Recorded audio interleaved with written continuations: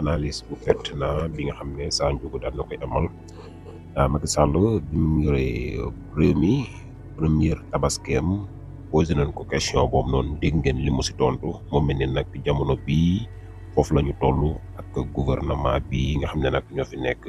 président Bassirou Diomaye Diakhar Faye ak premier ministre Ousmane Sonko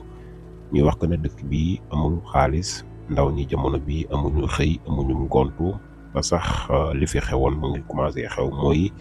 jiima aw si yoon wu jaarul yoon ngir dem bitim réew ndax dëkk bu amul xaalis. leneen tamit loo xam ne am na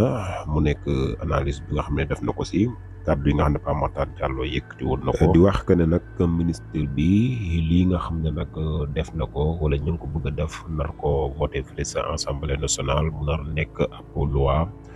mu nar a gàllankoor ñu bari loolu nag moom Pape Matar Diallo sorti bi mu si def daal mooy loolu yenuwul maanaam lu jaaduwul la Sénégal fii mu toll waroon nañoo weesu foofu. Sénégalais yi boo leen mënul dimbale ñu am xëy bu leen xañ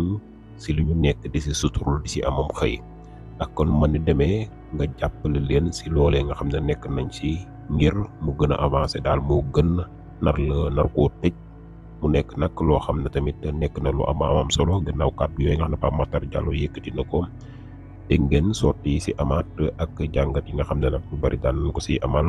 ministre bi nag moom daal li mu bëgg daal mooy que ne gars yi nga xam ne dañuy wax que ne ay média lañu yoo xam ne si réew mi lañu nekk di joxe ay information ñoom ñeeñoon daal dinañ jël ay metukaay jëmale ko si ñoom lu ni mel nag moo tax ba Pape Matar Diallo yëkkati kaddu yu ni mel di ngeen jàngat bi nga xam ne kii di Sa Ndiogou daan na ko si def mu nekk analyse bu am solo moo ngi noonu waaye tamit kii di Pape Sané kaddu yi mu yëkkati moom it di wax que ne am na ab banque boo xam ne dafa am ab homme d'affaires boo xam ne daal dafa dem ngir récupérer fa 8 milliards lu ni mel nag bi mu amee banque ba nag dañoo lànk ngir jox ko xaalis bu toll ni mel. waaye yàggul dara ministre woote direct ci banque ba ngir mu daal di koy jox xaalis bi nga xam ne nag moom am d'affaires boobu ma ngi ko doon sàkku te ministre boobee nag ci boobee jamono ma ngi nekk ministre actuel ci boppu réew mi loolu mel nag jur na coow ndax ña ngi ne kii di Pape Sané li mu wax dafa rëy dafa garaaw lii nag war nañ kaa woo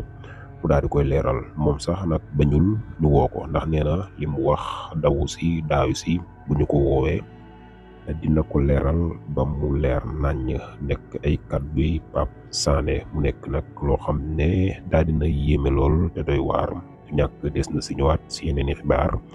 ak gën koo yaatal waaye tamit gën koo faram fàcce am contentement ak mbégte saa su ne si ànd bi ngeen di ànd ak seen bi